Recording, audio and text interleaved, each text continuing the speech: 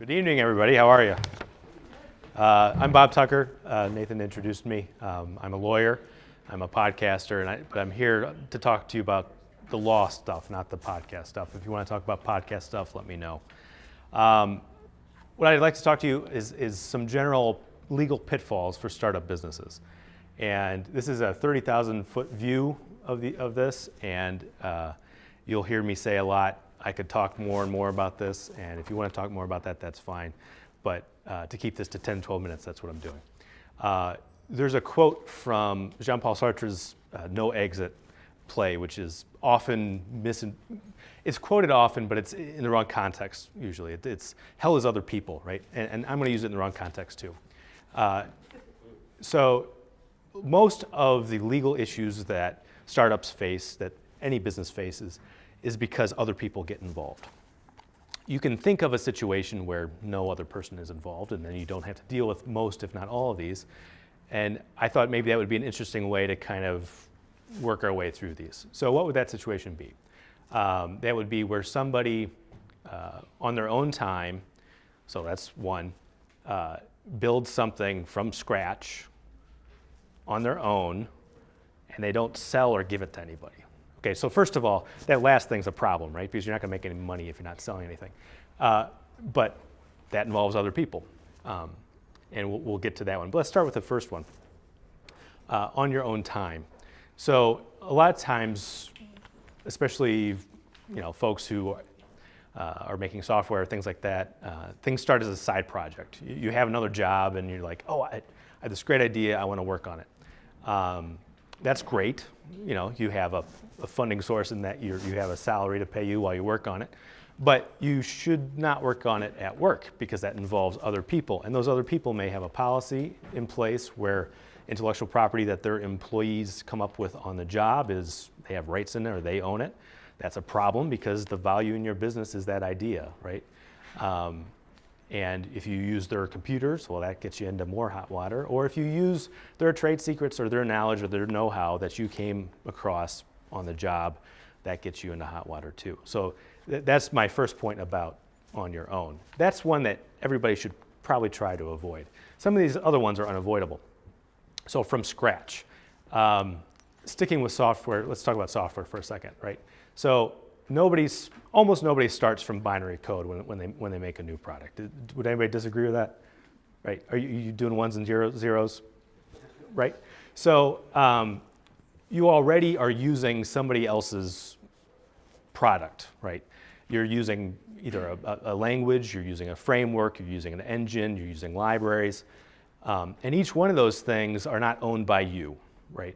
They are owned by somebody else and you're using them on a license. A lot of those are open source licenses and that's great, but you need to know when you're making software, for example, what each component thing you are using is and what the license is for each of those components, because some of those licenses, despite being open source, have little conditions in them where, like the one that I like to tell people just to open your eyes if you're not aware about this is, okay, you can use this open source software for free, but if you create anything with it, it has to have the same license. In other words, it has to be open source and free.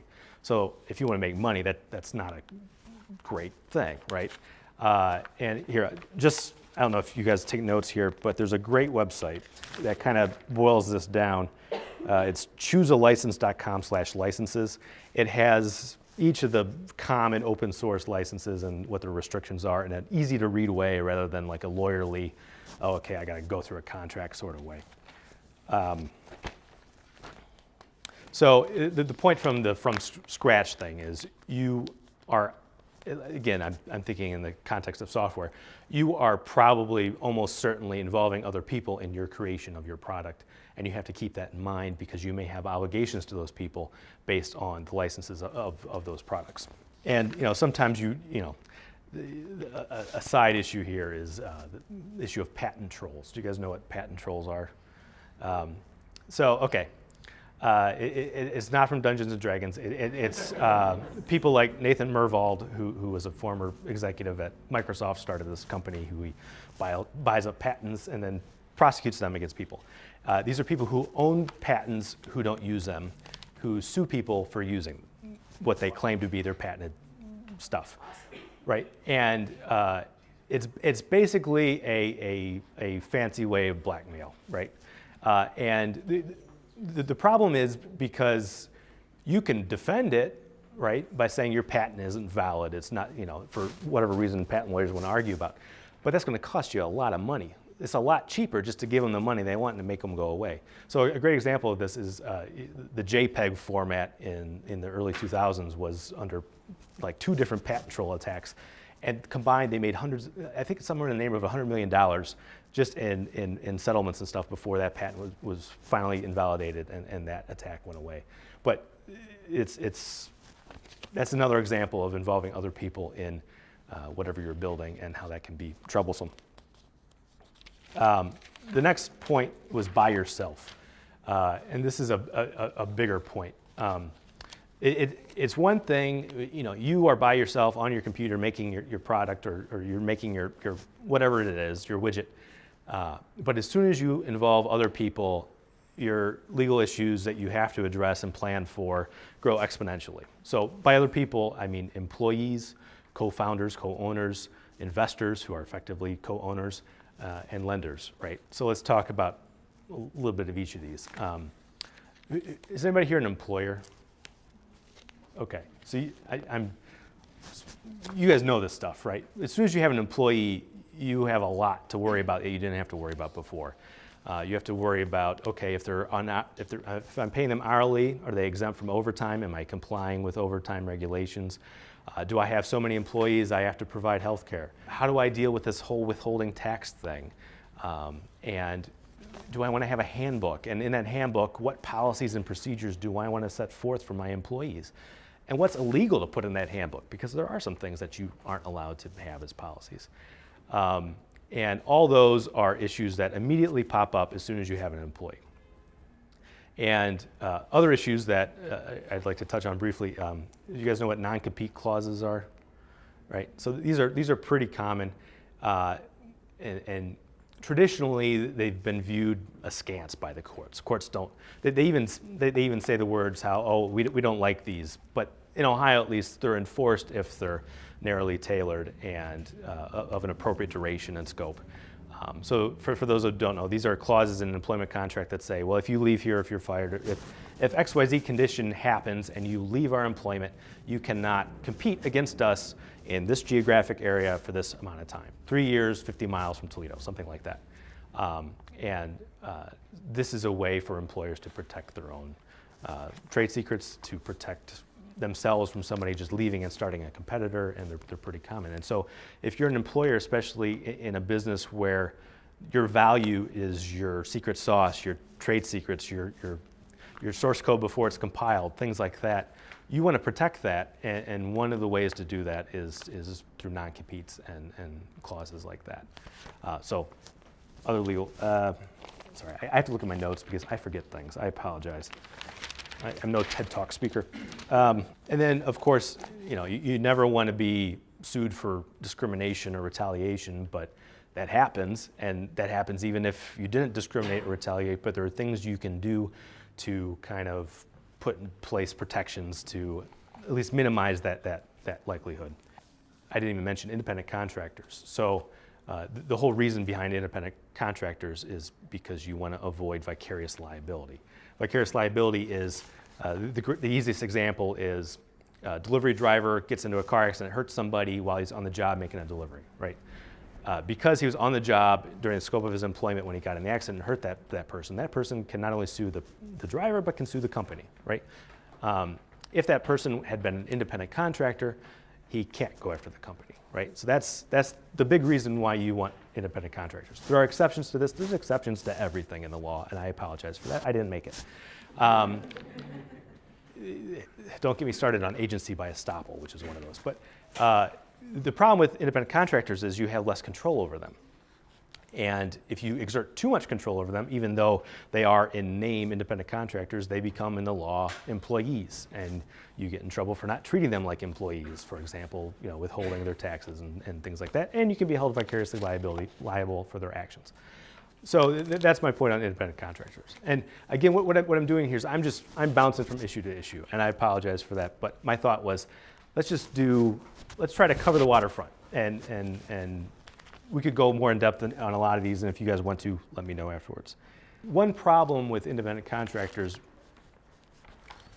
Here's a real life example. Okay, I'm not going to use names because the case is still under seal and yada yada yada. But company A makes a combined hardware software product, right? So they have both a hardware product and a software, and they sell it to the end customer. The real key software part for the product is not made by company A. It's software that was developed by company B, right? Company B is effectively a contractor for company A, right? And there's this software development and license agreement between the two of them that governs the relationship, the licensing fees, and so on and so forth. But ultimately, there's a level of independence between the two that makes company A pretty uncomfortable because they rely on this software so heavily for their business. And ultimately, this results in a lawsuit because they have these gross disagreements about, are you allowed to do this with my software, or should I have more control over you, and things like this. Whereas if that software had just been kept in-house the whole time, which I understand is not always a possibility, isn't realistic under every circumstance, you would have avoided a pretty costly litigation battle that just got you back to where you thought you should have been in the first place. Sorry for not using names, I apologize, but that's unfortunately a lot of times these cases, and I guess I should have started with what I do, right? I'm going fast, I apologize. I'm a litigator, so my firm does all sorts of things. We help out businesses get started when they run into problems throughout the course of their life, and when they want to sell themselves, or business owners want to get out, or heck, if they file bankruptcy, which you don't like to have happen, but sometimes does. I only get involved when the stuff has hit the fan, and I'm a part of the group that does litigation, where we are in court or in arbitration fighting over contracts and things like that. You don't want to hire me, because if you're hiring a litigator, you're already past the point where things could be resolved cheaply, right? So a lot of what I'm talking about are things that if you don't do right could result in litigation, which could be costly or fatal to your business. So other people that get involved, co-founders, or co-owners. I'm going to say co-founders at first because I'm going to talk about investors separately, which investors technically become co-owners. Does anybody here read like Paul Graham or like Hacker News or anything like that? Okay, so you should. It's news.ycombinator.com. You should check that out. That's Hacker News. And Paul Graham if you just Google him, go to his website, he has a great list of essays about startups and things like that. But it's commonly thought that the best startups have 2 to 3 founders, right? And that's great. It's good because more hands make easier work, right? You can separate duties and you have different expertise, things like that. But the problem is because you involve more people, you have to figure out what are the rights and obligations among each other, what happens when somebody leaves, who owns what percentage, who has what voting power, all those fun things, which when you first get started and everything seems like it's rosy, okay, that's probably when you should start to think about it, because you want to figure that stuff out, put it in writing, in an operating agreement, in a buy-sell agreement, something before problems arise, because you want to have those clearly defined so that you can point to them when the problems arise and you can resolve those disputes without hiring people like me, okay? So that's my main point with co-founders is, and I'm going to talk about entity selection in a moment, but you should have early on, very, very early on, the discussion at a minimum of, okay, here's what we do, here's how our relationship works, and there's all sorts of components to that. Big ones being share of ownership, share of voting rights, what happens when somebody wants out, and then you need to put those in writing. And even if you don't hire a lawyer, just put it in writing. You probably should hire a lawyer, but you need something in writing. So another co-owner is investors, right? Because when I say investor, I'm talking about somebody who gives you money in exchange for some percentage ownership in your company. this is another example of involving other people, right? And it oftentimes involves a lot of money and other people. And it's also giving a share of your baby, the thing you're spending all your time on, to somebody who you're basically married to for a long time, hopefully, if the business goes well. So that's a big decision, and it's a big decision that you should involve a lawyer for, is what I'm here to tell you. I'm not that guy, but there are people who you should hire before you enter into like a seed round or an angel round or anything like that. Those are complicated agreements. Those are things that you should get reviewed. Other people who can get involved are lenders, right? So you don't have to be funded through the venture capital sort of model. You could borrow money, whether it's from your parents or from a bank. And again, these involve complicated financial documents, and oftentimes, especially if you're not a proven entity, you're going to be asked to guarantee the loan personally, which puts you personally on the hook, which is kind of scary because what if the business fails and then, oh no, the bank's going to come after my house, sort of deal.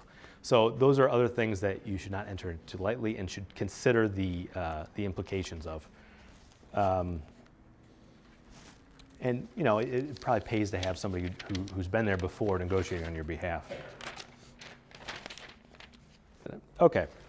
My last point, which seemed probably funny at the time, was if you never give or sell away what you made, right? So if you want to make money, or if you even want to test your product, that doesn't make a lot of sense.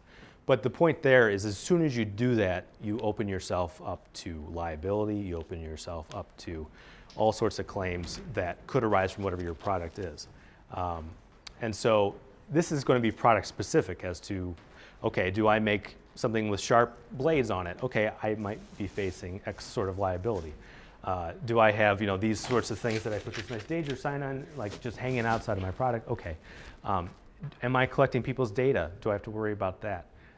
And so when you have possible liability out there, you have to think about the way you formed yourself as a business. And so this is, traditionally there was a trade-off, right? Historically, you were either a corporation or a partnership. And as a corporation, you could protect yourself from liability. Only the corporation would be liable for corporate problems. But the trade-off was you got taxed twice, right? So the corporation pays the corporate tax when it makes profit, and then when you take out money out of the corporation for your own distribution, you pay taxes on that too. So that money's been taxed twice. On the other hand, historically, again, you'd have the partnership model, which was no protection for liability, but you were only taxed once at the individual rate. Okay. I'm going to skip forward through a lot of corporate history. There are lots of attempts to kind of make the best of both worlds, but we're there now, and it's called the Limited Liability Company, the LLC, which you are probably somewhat familiar with. So the LLC has the best of both worlds. You're protected from liability, and you can choose to be taxed as if you were a partnership. So in other words, single taxation, protection from liability. Now every company is different. The corporate structure that's best for you depends on that. But in most circumstances, the LLC is a great starting point because you have the best of both worlds. Again, consult somebody individually about that. I'm not here to give legal advice. But there are some hiccups with that. Well, first of all, forming an LLC is pretty easy. You send in a piece of paper and a check to the Secretary of State, and Bob's your uncle, there you go. Then you send in another piece of paper to the IRS. Okay, now you're being taxed. You're all good. But going back to having co-owners, if you have multiple members, which is what shareholders are called in an LLC, you better have an operating agreement or a buy-sell agreement or some combination of both to handle what we talked about before, which is how the company is going to operate, how the different owners, what rights and obligations they have, who's authorized to do what, things like that. Going back to the investor point, if you are going the venture capital route, or you are planning to get, the traditional investment for equity, you are probably going to, at some point, if not initially, have to be a corporation because that's how that tends to work. Again, there are exceptions to everything, but yeah. So, and it's kind of underlying a lot of startup stuff is intellectual property. And I am not an IP lawyer. I dabble in it. So I'm just tossing that out there. You should consult a proper IP lawyer if you need to patent something or things like that. Where I get involved is trade secret misappropriation. That's pretty common. So what happens there is an employee works for a company for a while, he gets to know the secret sauce, he goes off and either because he doesn't have an enforceable non-compete or he's outside the scope of the non-compete, goes to some competitor, starts a competitor, makes a competitive product that looks an awful lot to what company A makes. Okay, let's sue them and because they've taken our secrets. So a trade secret is kind of like the base level intellectual property protection. So this is something that is secret, first of all, that's primary. So if you don't protect it, right? So if a company just has, books of the stuff laying out in the sidewalk, I know that's an absurd example, but if you don't have some measure of protection for this stuff, a court could say, well, that's not actually a trade secret, right? Which is not good because then you have no protection. And the problem with it is some things are hard to keep secret, right? So then that's why you have patents, right? Because for patents, that's kind of the opposite of the trade secret coin. So that's something that's public because you have to have filed with the patent office and get a patent, and then you get 20 years of protection, and you can sue people for patent infringement, which is pretty similar to the trade secret misappropriation thing. And so the point with those two is if you're any sort of tech startup, odds are the value in your company is intellectual property, right?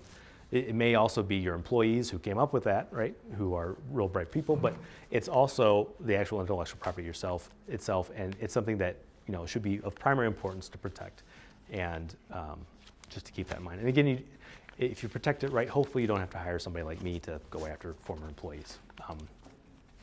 And the funny thing about patents is, they're country specific.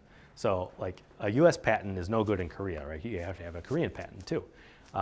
We had a recent case where, again, it's under seal. A lot of this stuff is under seal because people want to keep this stuff secret, right?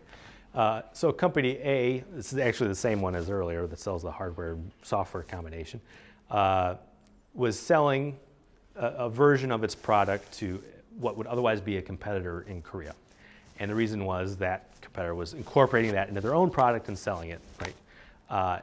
Well, what happened was the competitor decided okay, we're going to actually make your product ourselves, and by doing that, they reverse engineered our product, and so we had to sue them. Thankfully, and here's a fun tip, you can enforce venue selection clauses in contracts in Ohio and in most U.S. states.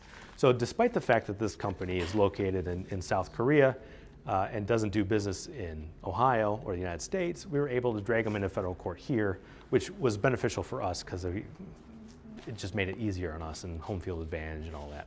There are other IP protections for like your trade name, your trademark.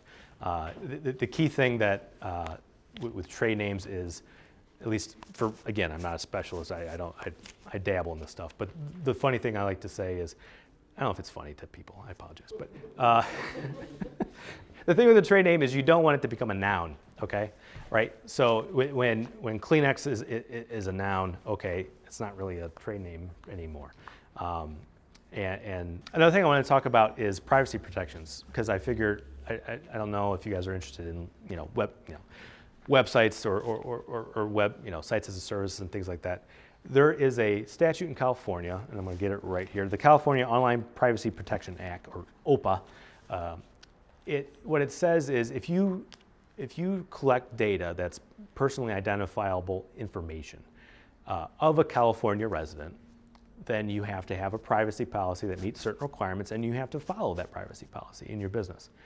Okay, so you might think, oh, that's California, what do I care? Well, it's the World Wide Web, right? So if you have an internet business, you kind of fall under this, and you should be cognizant of it and probably have a compliant privacy policy.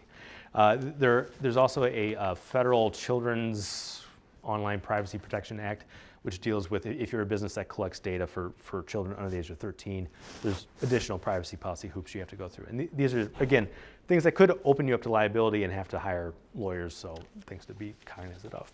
I think the last thing I wanted to touch on, and again, I apologize for talking fast, I do that, is payment processing. So if you have a website that sells something, right?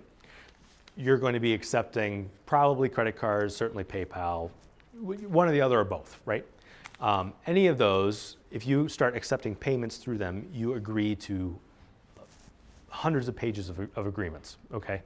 And for most of that, you don't care because you're getting paid and you realize, okay, they're getting a cut and all that. But for some businesses, these agreements matter a whole lot and they go through giant hoops to avoid their application to their broader business. The big thing is there's a non-discrimination clause in all of the agreements. And by that, I mean, so like the MasterCard agreement. If you agree to accept MasterCard for anything, you have to accept MasterCard for everything, right? So there's a company that sells, let's just say, large widgets, okay? Very large widgets.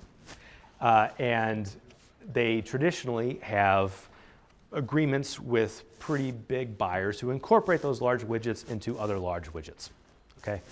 Again, I apologize. I don't want to spread my clients' dirty laundry, but